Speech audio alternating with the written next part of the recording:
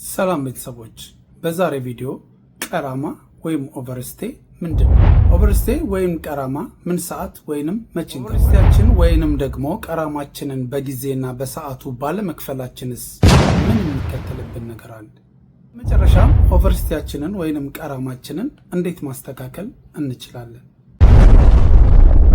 ሰላም ውድ የቻናሌ ቤተሰቦች እንዴት ሰነበታችሁልኝ? እንግዲህ ኤምኬ ነኝ። በኢንቦክስ በተደጋጋሚ የምትፈልጉትን ጥያቄዎች ጠይቁኝና እመልስላችኋለሁ ባልኩት መሰረት ማለት ነው። ዛሬ በጣም ብዙ ኮሜንቶች ተደጋግመው ከተጻፉበት ውስጥ መካከል ላይ በተለይ ኦቨርስቴ ወይም ቀራማ በዚህ ሰዓት ላይ ምንድን ነው?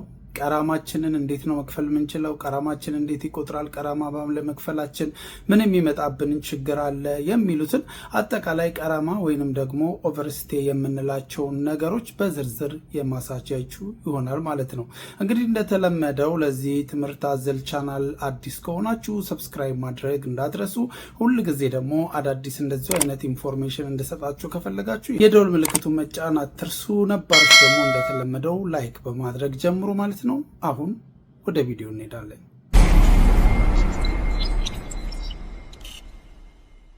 ቀራማ ወይንም ኦቨርስቴ ምንድን ነው? ቀራማ ወይንም ኦቨርስቴ ማለት አንድ ሀገር ለጉብኝት ወይንም ለስራ፣ ለሕክምና፣ ለስኮላርሺፕ አግኝተን በተለያየ ምክንያት የዓለም ሀገሮች ላይ ስንዟዟር ለዛ ሀገር ላይ ለመኖር የሚሰጠን ወረቀት ሲያልቅ ቀራማ ወይንም ኦቨርስቴ ተቀመጠን ይባላል። ለምሳሌ እኛ የምንኖረው ኢማራት ወይንም ዱባይ ስለሆነ ዛሬ በደንብ ግልጥልጥ አድርጌ የማወራችሁ በዱባይ ወይንም ደግሞ በመላው አረብ ሀገር ላላችሁ ልጆች ቀራማ ወይንም ኦቨርስቴ ምንድን ነው የሚለውን በዝርዝር ስለምናይ ወደዚህኛው ትኩረቴን ላድርግና እንግዲህ ቀራማ ወይንም ኦቨርስቴ ማለት ለምሳሌ አንድ ሰው ከኢትዮጵያ ተነስቶ ወደ ዱባይ ለመግባት ቢያስብና ዱባይ ለመግባት በጉብኝት ቪዛ አሊያም በስራ ቪዛ ወይንም ደግሞ በተለያየ ስኮላር ወይንም ደግሞ በንግድ ደርሶ ለመመለስ በሚመሳሰሉት ቪዛዎች ተሰጥቶት የተፈቀደለት የቪዛ ቀን ደርሶ ልክ እዚህ ሀገር ላይ 15 ቀን ከሆነ የተፈቀደለት የቪዛ ቀኑ 15 ቀን ተቀምጦ 16ኛ ቀን ሲጀምር ቀራማ ወይንም ኦቨርስቴ በመባል ይጠራል ማለት ነው። ያ ማለት ምንድን ነው? ከተፈቀደልን ቀን ትርፍ ሰዓት መቀመጥ ወይንም ትርፍ ጊዜዎችን ማሳለፍና በዛ ሀገር ላይ ሳይፈቀድልን መኖር ማለት ነው። ስለዚህ አንዳንድ ጊዜ እንግዲህ እነዚህ ቀራማዎች ወይንም ኦቨርስቴዎች በተለያየ መንገዶች በየአመጣጣቸው ይለያያሉ። ለምሳሌ በቪዚት ቪዛ የ2 ወር ወይንም የ1 ወር ቪዚት ቪዛ ተፈቅዶለት እዚህ ሀገር ላይ ገብቶ ያንን ቪዚት ቪዛ ባለማሳደስ ወይንም ከሀገር መልቀቅ ሲገባው ሰዓቱን ጠብቆ ባለመልቀቁ ኦቨርስቴ ውስጥ ይገባል ወይንም ቀራማ ይቆጥርበታል ማለት ነው። ሁለተኛው ደግሞ ምን አይነት ነው? ለምሳሌ እዚሁ ሀገር ላይ አይዲ ኖሮት አውጥቶ ወይንም ደግሞ የሆነ ድርጅት ውስጥ ተቀጥሮ ማዳም ቤትም ይሆናል ሴቶች፣ ወንዶች ደግሞ ድርጅት ውስጥም ተቀጥራችሁ ልትሰሩ ትችላላችሁ። ብቻ ባላችሁበት የስራ መስክ ላይ እየሰራችሁ ሳላችሁ 2 ዓመታችሁን ጨርሳችሁ ወይንም ደግሞ ከካምፓኒው ጋር ውል አቋርጣችሁ እናንተ ሌላ ስራ ለመፈለግ ካምፓኒው የስራ ማፈላለጊያ ጊዜ 28 ቀን፣ 1 ወር ወይንም 15 ቀን፣ 7 ቀን በዚህ ውስጥ ካንስሌሽን የሚባል ወረቀት ሰጥቷችሁ እናንተ ያንን ወረቀት ይዛችሁ ቪዛችሁን ለማስቀየር የተሰጣችሁን ቀን ስትጨርሱ እሱም ኦቨርስቴ በመሆን ሀ ብሎ ወደ እናንተ ጋር ፋይን መቁጠር ይጀምራል ማለት ነው። ስለዚህ ያ እንግዲህ ካንስሌሽን የሰጣችሁ ሰውዬ ደግሞ ልክ 28ኛዋ ቀን ስታልቅ 29ኛ ቀን 30 ቀን ይጠብቃችሁና ሪፖርት ስለሚመጣበት ወደሱ ጋር ለምሳሌ ኤምኬ የተባለው ሰው ካንስሌሽን ሰጥተዋልና በዛ ካንስሌሽን ቀን ሳይጠቀምበት ኦቨርስቴ ወደ አንተ እየቆጠረ ነው ስለሚባልና ሪፖርት ስለሚደረግበት ሰውየው ወዲያውኑ እናንተን ብሎክ ያደርጋችኋል ማለት ነው። ብሎክ አደረጋችሁ ማለት ወደሱ ያለ ኦቨርስቴ ይቆማል። አጠቃላይ ኦቨርስቴ እሱ ጋር ያለበት ሪፖርት ይቆምና ኦቨርስቴውም ብሎኩም እናንተ ላይ ታሳቢ ይሆናል ማለት ነው። ስለዚህ ይህ ሰውዬ መጀመሪያ ግን ሪስኩን ወስዶ በሱ ስር ተሰሩ ስለነበረ እሱ ላይ ነበር ኤቭሪቲንግ የሚቆጥረው ወይንም ደግሞ በዛ ድርጅት ስር ነበር የምትታሰቡት ማለት ነው። እናንተ ወይንም የቤት ሰራተኛ ከሆናችሁ የአህመድ ሰራተኛ ነች ተብሎ በዛ ውስጥ ነው የምትኖሩት። የካምፓኒ ሰራተኛ ደግሞ ስትሆኑ የእንትን ካምፓኒ ሰራተኛ ነው በሚል በዛ ውስጥ ነበር የምትኖሩ። ልክ ሰውየው ካንስሌሽኑን ሰጥቶ ውሉን ባቆመበት ቅጽበት አይዲያችሁ ብሎክ ይሆንና ኦቨርስቲያችሁ በራሳችሁ በግለሰቦቹ ዘንድ መቁጠር ይጀምራል ማለት ነው። በዚህ ሰዓት እንግዲህ የተለያየ ችግሮች ሊከሰቱ ይችላሉ። ምክንያቱም እናንተ ኦቨርስቴ ናችሁ። ፖሊስ ምን ሰዓት እንደሚይዛችሁ አታውቁም።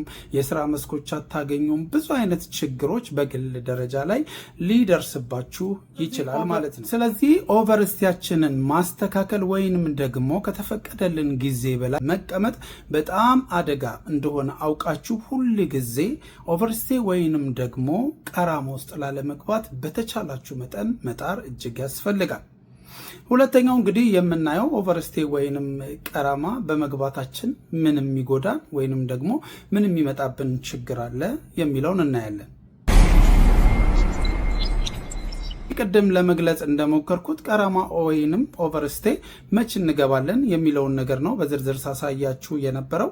አንደኛ በገባንበት ቪዚት ቪዛ ቀኑ ሲያልቅና ቀናችንን ስናሳልፍ፣ ሁለተኛ በካምፓኒ የተሰጠንን ካንስሌሽን ቀኑን ጨርሰን እዚህ ሀገር ስንቀመጥ፣ ሶስተኛ ለጉብኝትም ሊሆናል ለስኮላርሺፕም ይሆናል ብቻ በሆነ ኬዝ እዚህ ሀገር ላይ ገብተን ከተፈቀደልን የቪዛ ቀን ውጪ የምናሳልፋቸው እያንዳንዱ ቀኖች ኦቨርስቴ ወይንም ቀራማ በመባል ይታወቃሉ። እንግዲህ ወደ ሶስተኛው ምልከታ ስንሄድ ቀራማ ወይንም ኦቨርስቴ ባለመክፈላችን ምን የሚከሰትብን ነገር አለ የሚለውን ነገር እናያለን።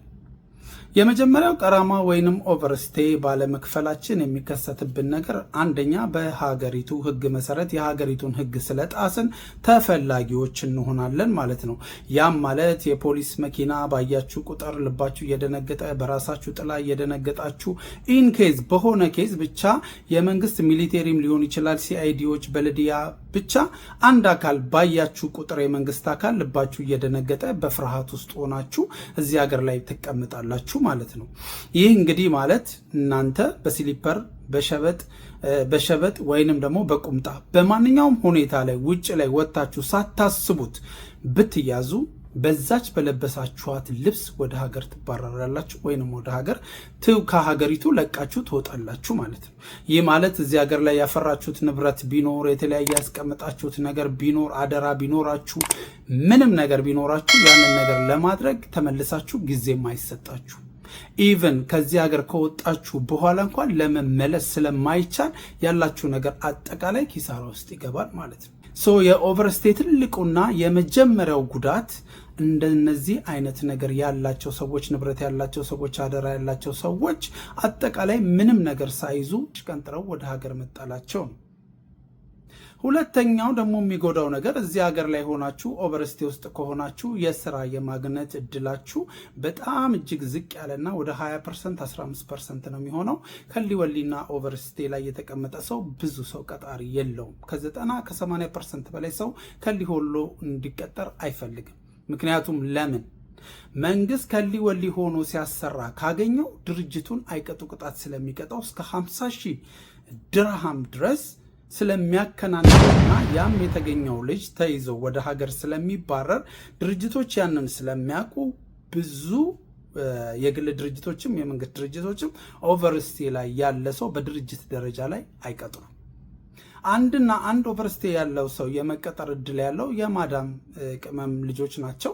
እነሱም ምክንያቱም ያው ፖሊስም ሆነ በሀገሪቱ ሕግ የሰው ቤት ሄዶ ተበርብሮ ስለማይታይ ኦቨርስቴ ላይ ያሉ ልጆች ምናልባት የማዳም ቤት ልጆች ሲሆኑ ሴቶች ሲሆኑ ለነሱ ትንሽ የተሻለ እይታ አለው። ያም ግን የነሱም ቢሆን ግን ሕክምና ላይ የተለያየ ችግር ቢያጋጥማቸው የፈለገ ነገር እዚህ ሀገር ላይ ማግኘት የሚገባቸው ሰዋዊ ነገር ቢፈልጉ ያንን ነገር ማግኘት አይችሉም። ምክንያቱም ኦቨርስቴ ላይ ስላሉ። በመጨረሻ ኦቨርስቴ ላይ ያለ ሰው ወይንም ቀራማ የገባ ሰው ከዚህ ውጪ አሁን ከነገርኳችሁ ከደህንነቱ ስጋት ውጪ ደግሞ በተያዘ ጊዜ 3 ወርም 4 ወርም እንደየቅጣት አይነቱ ታስሮ ከሀገሪቱ ብሎክ ተደርጎ የአይን የእጅ አሳራ ሰጥቶ ማለት ነው ወደዚህ አገር ዳግም እንዳይገባ ተቦልኮ ነው ከዚህ ሀገር የሚባረረው። ይህም እንግዲህ ወደፊት እግዚአብሔር ብሎላችሁ እናንተ እዚህ ሀገር ላይ ለመመለስ እድል ቢያጋጥማችሁ የቢዝነስ የተለያየ ሰሚናሪ የሆነ ነገር ላይ ለመመለስ ብታስቡ እድላችሁ የመነመነ ነው ማለት ነው። ምክንያቱም የእናንተ ብላክ ሊስት ሁሉ ጊዜ ስለሚያሳይ ወደዚህ ሀገር ተመልሳችሁ መግባት አትችሉ።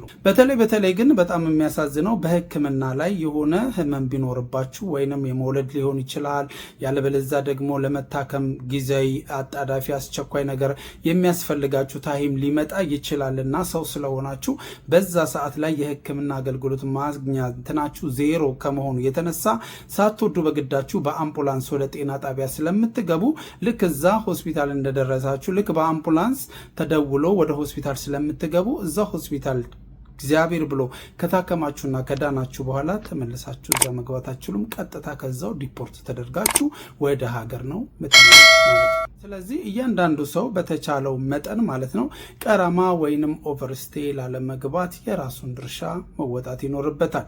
በተለይ ይችን ሀገር መርጦ እዚች ሀገር ላይ ኖራለሁ ያለ ሰው የወደፊት ኑሮዬን እህል ውሃዬን እዚሁ ነው የማደርገው ያለ ሰው ካለ ኦቨርስቴ ወይንም ቀራማ ላይ ላለመግባት እጅግ በጣም ጥንቃቄ መውሰድ ይገባዋል ማለት ነው። ያነሳናቸውን ጉዳይ ስለ ቀራማ መግባት፣ ቀራማ ውስጥ እንዴት እንገባለን፣ ቀራማ ውስጥ በመግባታችን የሚመጣው ችግር ምንድን ነው የሚሉትን ሀሳብ ካነሳን ዘንዳ ቀራማችንን ለማስተካከል ምን ማድረግ አለብን ነው ትልቁ ጥያቄ የሚሆን። ስለዚህ ቀራማችንን ማስተካከል ካለብን የመጀመሪያና አንድ ማድረግ የሚገባን ነገር ምንድን ነው? እዚህ ሀገር ላይ ስንኖር ቀራማ ሀ ብሎ የመጀመሪያ ቀን ሲቆጥርብን 100 ድርሃም ይቆጥርና ከዛ 50 ያለበለዛም ልክ በቆያችሁበት ቀን ታባዙና በቀን 50 ብር ሂሳብ ነው የምታባዙት። እያንዳንዳችሁን የቆጠረባችሁን ኦቨርስቴ ማለት ነው።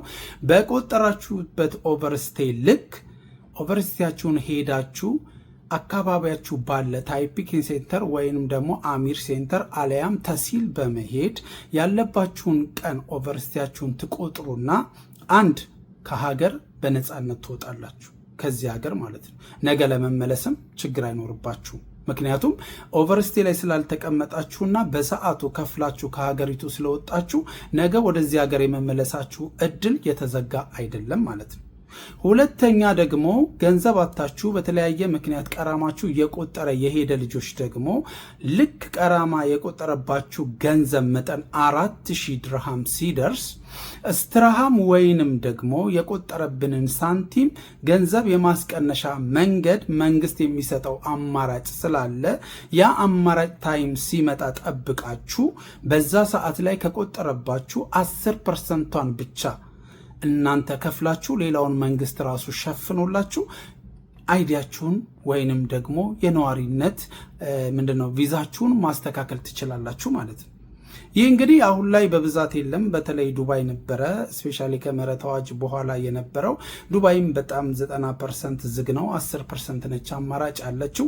ስለዚህ ግን እንደ ጭምጭምታ ወይንም እንደ አማራጭ ጃንዋሪ ላይ ከፊታችን ከአንድ ወር በኋላ ስትራሃም ይጀምራል ተብሏል። ስለዚህ ከአሁኑ ገንዘባችሁን እያጠረቃቀማችሁ ያላችሁን ገንዘብ እየሰራችሁ በኦቨርስቴም እየሰራችሁ ቢሆን በቀን ስራም እየሰራችሁ ቢሆን ማዳም ቤት ያላችሁም ልጆች ብትሆኑ ተበዳድራችሁ ቆበም ገብታችሁ ቢሆን ገንዘባችሁን አስቀምጣችሁ ልክ ጃንዋሪ ላይ በዩኤ ኢማራት ላይ 7ቱም ስቴት ላይ ስትራሃም ማስቀነስ ወይንም ደግሞ ቀራማ ማስቀነሻ ታይም ሲመጣ ወዲያውኑ አመልክታችሁ ቀራማችሁን ከፍላችሁ ህጋዊ መሆን ትችላላችሁ ማለት ነው። ህጋዊ ለመሆን የሚያስፈልጋችሁ መጀመሪያ ድርጅት ትፈልጋላችሁ። ድርጅት ከሆነ ያለዛም በግላችሁ ከሆነ የምታሰሩ ደግሞ በግል የሚያሰራላችሁ ሰው የድርጅት ኦፈር ሌተር ያወጣላችኋል። ኦፈር ሌተራችሁን እንደሱ እንደሚሰጣችሁ ካረጋገጣችሁ ቀራማችሁን ትከፍላላችሁ። በተለይ መርሳት የሌለባችሁ ቀራማ የምትከፍሉ ልጆች በአጠቃላይ ማለት ነው ብሎክ ውስጥ ያለ መግባታችሁ መጀመሪያ ቼክ ማድረግ ይኖርባችኋል። ቀራማ ከፍላችሁ ብሎክ ካለባችሁ ማለት ነው ውሃ ነው የሚበላችሁ። ያ ሁሉ የከፈላችሁት ገንዘብ ዋጋ የለውም። ምክንያቱም ብሎክ ያደረጋችሁ ሰው ብሎኩን ካላነሳ። ስለዚህ ማንኛውም ሰው መጀመሪያ አይዲውን ለማስተካከል ወይንም ቀራማ ለመክፈል ሲያስብ ሌቨር በመደወል 80084 ላይ ሌቨር በመደወል ብሎክ አለብኝ ወይንም የለብኝም ብሎ መጠየቅ ይገባል። የመጀመሪያ ስራ የሚሆነው እሱ ነው። አይ ብሎክ የለብም ወይንም ደግሞ ሪፖርት የለብሽም ተብለሽ ከሌቨር ከተነገረሽ ወደ ቀራማ መክፈልና ወደ አይዲ ፕሮሰስ መግባት ይቻላል። እንዴት ይነሳል ብሎክ ካላችሁኝ እንግዲህ በአሰሪዎቻችሁ ዘንድ አሰሪዎቻችሁን በመለመን እንደገና አሁን የገባችሁበት ሰዎች በእነሱ በማስለመን እንደገና ደግሞ ብሎክ የገባው ሰው ያስገባችሁ ሰው የገንዘብ ይከፈለኝ ብሎ ካለ በድርድር በዛ የተነሳ ብሎካችሁ ማስነሳት ትችላላችሁ።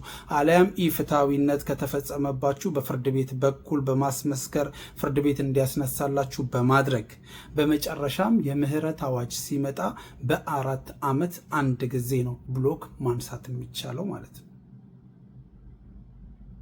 ስለዚህ ቀደም የነገርኳችሁን ነገር ኦቨርስቲያችሁን ስትራሃም ለማስደረግ ሲመጣ ከመጨናነቃችሁ በፊት አሁኑኑ ስትራሃማችሁን እንድታሰሩ ቀራማችሁን እንድታስተካክሉ ህጋዊ እንድትሆኑ ገንዘባችሁን ሴቭ ማድረግ እንዳትረሱ። በተለይ ኦቨርስቲ ላይ ያላችሁ በካምፓኒ ሊሆን ይችላል ተጣልታችሁ ከካምፓኒ ጋር ተጋጭታችሁ ከማዳሞች ጋር ተጋጭታችሁ ጠፍታችሁ የምትሰሩ ልጆች ልትሆኑ ትችላላችሁ። ባይ ኢንኬዝ ብቻ ቀራማ ውስጥ የገባችሁ ልጆች ካሁኑ አስቡበት። ጃንዋሪ ላይ ምናልባት ስትራሃም ይመጣል የሚል ጭምጭምታ ስላለ ካሁኑ ተዘጋጅታችሁ ተቀመጡ። በተረፈ እንግዲህ አቅሙ ያላችሁና ወደ ህጋዊነት ለመምጣት የምታስቡ ልጆች ደግሞ በማንኛውም ሰዓት ማለት ነው ሄዳችሁ ቪዛውን ከሚያሰራላችሁ ሰው ወይንም ደግሞ ከሀገር ለመውጣት ከፍላችሁ ሀሳቡ ካላችሁ ቅድም እንደነገርኳችሁ ታይፒንግ ሴንተርም ሄዳችሁ አሚር ሴንተርም ሄዳችሁ ተሲልም ሄዳችሁ ኢሚግሬሽን ኤርፖርት ላይ ሄዳችሁ ሂሳባችሁን ከፍላችሁ የተቀመጣችሁበትን ኦቨርስቴ ቀን ከፍላችሁ ከዚህ ሀገር በነፃነት መውጣት ትችላላችሁ ማለት ነው። አለበለዚያ ግን እንደ አማራጭ የመጨረሻ አማራጭ ኦቨርስቴ መክፈል ያልቻላችሁ እንደገናም ደግሞ ስትራሃም ማስቀነሳችሁ ማሰራት ያልቻላችሁ ልጆች ወደ ሀገር መግባት ብትፈልጉ ግን ፓስፖርታችሁ ቀናችሁ ባያልፍ ፓስፖርት ቢኖራችሁ ባይኖራችሁ የራሳችሁ ኤምባሲ ኢትዮጵያ ኤምባሲ ከሆነ ኢትዮጵያ፣ ኤርትራ ኤምባሲ ከሆነ ኤርትራ ኤምባሲ ሄዳችሁ አመልከታችሁ ነጭ ወረቀት የሚባል አለ። የመውጫ ሀገሪቱን ለቃችሁ የመውጫ አውትፓስ የሚባለው ማለት ነው። እሱን አሰርታችሁ ኤምባሲ አሰርታችሁ ትኬታችሁን ራሳችሁ ቆጥራችሁ እዚህ ሀገር ላይ ለአውትፓስ የሚከፈለውን 400-500 አካባቢ ድርሃም ከፍላችሁ ያንን አጠናቃችሁ በ14 ቀን ይህንን አገር ለቃችሁ በተወሰነባችሁ ቀን ትወጣላችሁ ማለት ነው። በዛ መሰረት እስር ሳያጋጥማችሁ በምንም አይነት መልኩ የእስር ቤት ደጃፍ ሳትይዙ አስተካክላችሁ በተመደበላችሁ ቀን መውጣት ትችላላችሁ። ይህ የሚሆነው ግን መቼ ነው? ክስ ሳይኖርባችሁ ሲቀር ነው። ለምሳሌ ማዳም ቤት የምትሰሩ ልጆች ጥንቃቄ ማድረግ ይኖርባችኋል። ቅድም እንደነገርኳችሁ ሌበር መደወል አለባችሁ። ክስ አለብኝ ወይ ብሎክ አለብኝ ወይ ብላችሁ መጀመሪያ መጠየቅ አለባችሁ ወደ ሀገር ለመግባት ስታስቡ። ምክንያቱም አንዳንድ ማዳሞች ወርቅ ጠፋን፣ ብር ይዘው ሰርቀው ጠፍተዋል ምናምን እያሉ ስለሚያመለክቱ ልክ እናንተ ለአውት ፓስ ወይንም ደግሞ ለነጭ ወረቀት በምታመለክቱበት ሰዓት ላይ ሄዳችሁ ልትከፍሉ የታዘዛችሁበት ቦታ ላይ ልትያዙ ትችላላችሁ።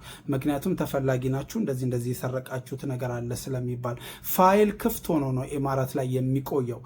ስለዚህ ያንን ነገር ለማወቅ እሳፈራለሁ የምትሉ ልጆችም ካላችሁ መጀመሪያ ላይ ሌቨር ጋር በመደወል የፋይላችሁን ስታትስ ምን ላይ እንዳለ ቼክ ማድረግ ይጠበቅባችኋል ማለት ነው።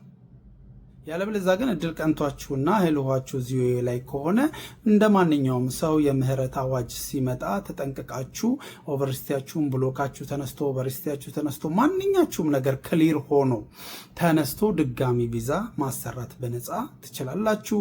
የዛን የጠብቃችሁ ደግሞ ለማሰራት ያለውን ነገር መጋጋጥና መጣር ነው ያለባችሁ ማለት ነው። እንግዲህ ውድ የቻናሌ ቤተሰቦች ስትራሃምን ወይንም ደግሞ ኦቨርስቴን በተመለከተ አስረዳን ባላችሁኝ መጠን ማለት ነው በገባይ ልክ ያስረዳዋችሁ ነው የሚመስለኝ። ቀርቷል ወይንም ደግሞ ያልገባኝ ጥያቄ አለ የምትሉ ከሆነ እታች ያለው ኢንቦክስ ላይ ሜሴጅ አስቀምጡልኝ። ሜሴጃችሁን አንብቤ መልስላችኋለሁ ማለት ነው። እንዲሰራላችሁ ደግሞ የምትፈልጉት ቀጣይ ቪዲዮ ካለ እሱንም ኮሜንት ሴክሽኑ ላይ አስቀምጡልኝ። ብዙሃኑ የጠየቁትን እንደዚሁ ሰብስቤ ተመልሼ የማሰራላችሁ ይሆናል። ቤቱን ሰብስክራይብ ያላደረጋችሁ ደግሜ እላችኋለሁ፣ ሰብስክራይብ አድርጉ፣ የደውል ምልክቱን ተጫኑ፣ ላይክ ማድረግ እንዳትረሱ። ወዳችኋለሁ። በሌላ ቪዲዮ እንገናኛለን። ባባይ